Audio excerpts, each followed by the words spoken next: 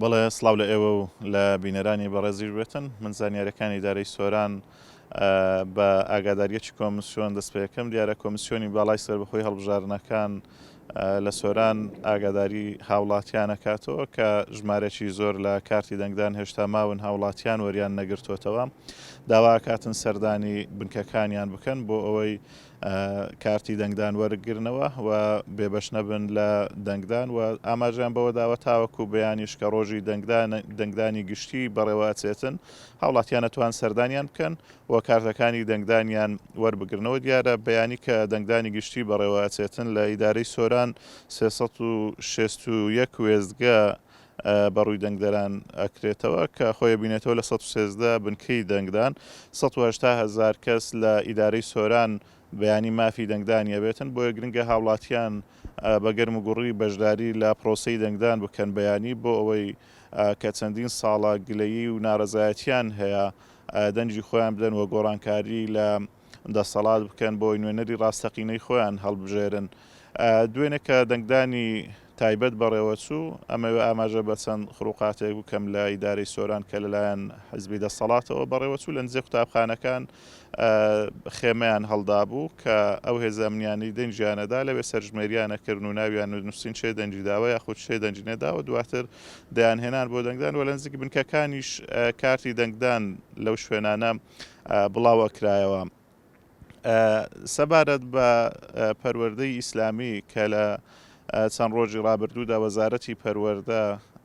بە شەوانەی پەروەردەی ئیسلامی لە پۆلی نۆی بنەڕەتی کەمی کردەوە دواتر کە دەنجی ناڕەزایەتی لە نێو هاوڵاتیان لە سەرتاسەری هەرێمی کوردستان بڵاو بوویەوە وەزارەتی پەروەردە بە بڕیارەکەی خۆی داچوویەوە و بە شەوانەکانی وە خۆی لێکردەوە دوێنێش دیارە پەروەردەی سۆران گشتانێکی کردووە بۆ سەرجەم قوتابخانەکان کە بەشە پەروەردەی ئیسلامی وە خۆی لێ بکرێتەوە کە بەشەوانەی پەروەردەی ئیسلامیان کەم کردو من لەسەر ئەو بابەتە لەگەڵ بەڕێز دکتۆر ئەحمەد سۆفی زانا و بانکخوازی دیاری ئیسلامی لە شاری سۆران قسەکەم دکتۆر سڵاوتان لێ بێتن بۆ هەمیشە دەسەڵات کار لەسەر ئەوە ئەکاتن کە پەروەردەی ئیسلامی لە ناوەندەکانی خوێندن کەم بکاتەوە کە خۆی کەمیان کردوێتەوە بەڵام هەر وای لێ ئەکەن کە بەرەو نەمان بچێت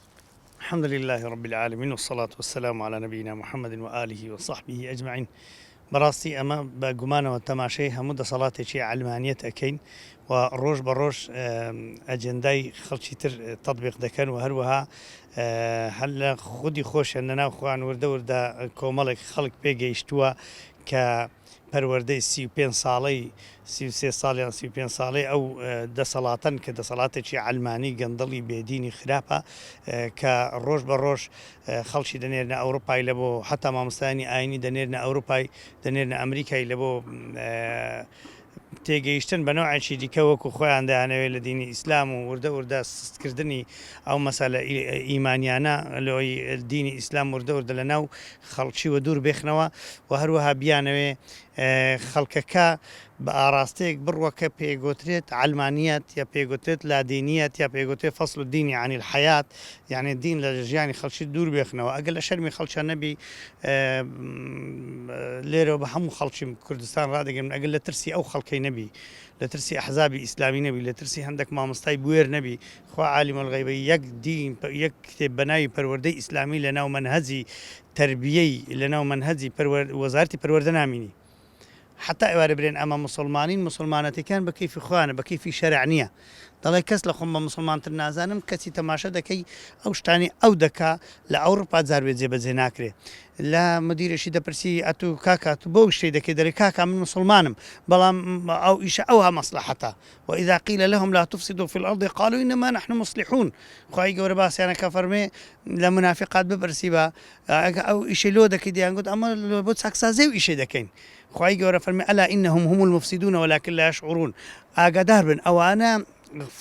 گەندەڵی دەکەن ئەوانە تێک دەرن ئەوانە خراپی دەکەن ئەوانە وێرانی دەکەن بەس ئەوانە شعور بەخوا ناکەن حەز بخوان ناکەن جا بەڕاستی کارەساتێکی زۆر گەورەیە ڕۆژ بەڕۆژ ئەو خەڵکێ بەرە ئەو شتان دەبن و ئەگەر مووقف و ئەگەر هات و هەڵوێستی ئەو خەڵکە مسلمانەی نەبا ئەو حیزبە ئیسلامی نەبا بە تایبەتی کۆمەڵ و هەروەها یەکگرتووی ئیسلامی کۆمەڵ ئیسلامی یەکگرتووی ئیسلامی ئەگە ئەوان نەبانە خوا عالیمە نەک ئەو دەرسەش نەهاتوە جێی خۆی ئەگەر ئێمە لایان نەکەینە هەرا ئەوانە هەر گوێشان لێ نییە مێش میوانیان نییە بەیانی ینی دەنگدانی گشتی بەڕێوە چێتن دکتۆر ئەبینی خەڵک بەردەوام گلەیی هەیە ناڕازی هەیە 4 ساڵ کەڵبژاردن ئەکرێت بۆ خەڵک هەوڵ نادا گۆڕانکاری بکە لە زیاتی بایکۆتکردن یان کوچەڵکردن دەنگ بە نوێنەرانی ڕاستەقینە بداتن. وڵای ئەو خەڵکە چەند تەبەقەیەکە چەند بەشەکە بەشەکی صاحب شعورە و تێگەیشتی و پێی دەڵێن عقولی کەبیێڕە پێ دەڵێن خەڵکی تێگەیشتی ئەوە زۆر بەهیمەتەوە چاوەڕی سبەینێ دەکا چاوەڕی ئینتیخابی دەکە بچی گۆڕانکاری دروست بکە تەبەقەی شان دەبی پێی بڵێ کاکە هەستە بڕۆ برا بە قوربان چاوەکەم هەستە شتێکی بکە بە ئەو خەڵکە وێران نەبی بەجێت دەکەوت دەچی الحەمدلله مطیع و دەچی بەجێت دەکە و دەنجی خۆی دەدا و دەنجی دەداتە کەسێکی باش و مسلمان و ڕێک بەڵام ئەوەی سێهەمینیان بە هیچ تێناگە سوبحان الله نە تەماشای ڕابردوو دەکە چیان کردووە ئەوانە نە خەڵکی خراپچی کردیان بۆیان هەیە نە تەماشای داهاتوش دەکە دەخوات چ دەقەومی لە ئەو ڕۆکە دەژی یعنی هیچ بۆ ناڵێ ئەو کوردستان پێش ئێستا چی بەسەر هاتیە و خەڵک چی بەسەر هاتیە و وەزعمان کوو بووە و فلان کەسە چی کردیە و هەر هیچ ئەو شتانی بەبیر نییە لۆ سبەینێش هیچ هەنگاوەشین وەڵی پێیان دەڵێم لە خوای گەورە بترسن پێیان دەڵێم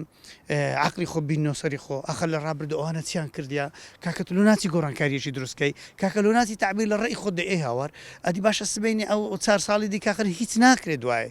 ئەکە تو ئێستا کەسێکی باش دانەنی ئەتو یعنی چت لە دەست دێ ئەتو یعنی دەچی مەسەرەن دانانی مەسیحیەک لە جیاتی مسلمانان لەسەر لە کورسی انتخابی ئەخرە تو فکرکەوە چت کردیا تو شتێکی زۆر گەورەت کردیا کەسێکت کردیتە مراقب ئەسڵن بڕوای پێغمبەر محەممەدی صلی الله عليه وسلم کابرا نصرانیە مەسیحیە بە قسەی شێت کردیا وەڵا لەبەر معاشەکەم ئێوە معاشەکەت حرامە وەک چۆن لە ڕابردوو بە حرام خواردیا ئەو جاری قڕت بەسەری خۆ کرد ئاگرت تێبەردا والله خێر لەو معاشەی نبینی دوامین دەچی ئاخر ئەو کابرا سبێنێ نابی بیتە وەکیلی تو لە مراقبەی ئەو حکومەتەی لەبەرەوەی مراقب دەبی ئەمین بی ئەو کەسێک کە حرستە ئەو کەسێک کە مراقبتە ئەو کەسێک کە نوێنەرتە دەبی کەسێکی ئەمین بی ئەنجا مەسەلەی وەلا و بەڕات و مسلمان دەبی وازە بە خۆش بێ ڕقت لە کافری بیتەوە ڕق لێ بنەوەی ڕق لە عەقیدەکەی بیتەوە خۆناری بڕۆ بیان کوژە ڕق لە عەقیدەکەی بیتەوە تزای ئەوەی بیکە ڕدێن سپی خۆت و بینێری لە بۆ بەغدایە دکتۆر دوێنێ ئەوەی لە بنکەکانی دەنگدان بە دیکرا لە ئیداری سۆرانە بینین دەنگ بە کەمایەتیەکان بە تایبەتی کاندیدێکی مەسیحی دراوە لە کاتێکدا ئەو پێشمەرگانە هەمویان مسلمانن ڕۆژیگرن ئەمە تا چەندە دروستە ینی بۆ کابرای مسلمان و نوێشکەر بەم شێوەیە دەنگ بدات والله ئەو پەڕی بێ ئومێدبوونی منە لەوەی کەسێک هەندەی غیرەت بیسیلاحی هەر بگری بەڵام هەندە غیرەتی نەبی دەستبەرداری ئەو معاشەوی لە پێنا ئەوی دەنگ نەدەبا کە کابرایەکی نەسرانی و مەسیحی ئەو چیا پێ دەڵێن مەسیحی گەرە مەسیحی نینە نەسرانی ئەوە چییە وەڵڵا حیزبەکەی ئەمری پێ دەکە گەنە معاشی دەبڕی هەزار جا لعنەت لەو معاشەی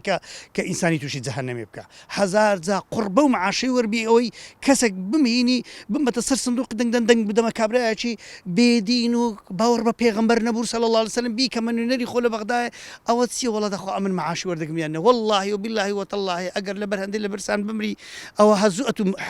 مردووی خۆت کوشت و مارومداری خۆشت کوشت و ماڵی خۆشت حرام کردو ماڵی خۆشت وێران کردووە ئەوە زۆر شتێکی گەورەت کردو دەبی تۆ بکەن و دەرحال بگەڕن لای خوای گەورە زارش کە وەسیەت بکەن لە پێناو ماڵی دنیا شتێکی وا نەکەن واروە ئەوانیان خۆش نەوێ واروە بیان ناسن ئەی هەروە هاتە کەنجی ئەوانە ناناسن زۆر سپاس دکتۆر بۆ وتەکان بەڵێ منەگەڕێمەوە لای ئێوە ئەمە زانیاریەکانی داری سۆران بوون